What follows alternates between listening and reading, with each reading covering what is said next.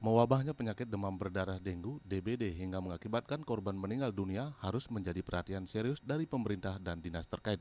Saat ini beberapa komponen masyarakat beranggapan bahwa penanganan yang dilakukan oleh dinas terkait belum terlalu optimal karena ada beberapa daerah yang belum dilakukan tindakan fogging untuk mengurangi penyebaran penyakit ini.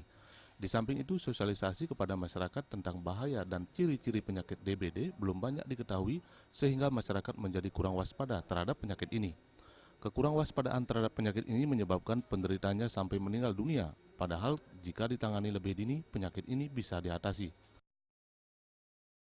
Tapi harus dari pihak petugas pemerintah itu memberi solusi kepada masyarakat dengan cara membersihkan lingkungan atau halaman, 2, membersihkan bak mandi, atau menguras, 3, membuang sampah yang tidak perlu. Dulu sering ujian hampir setiap bulan, makin rasanya udah lama sekali jeda, kan tak pernah ada ujian itu.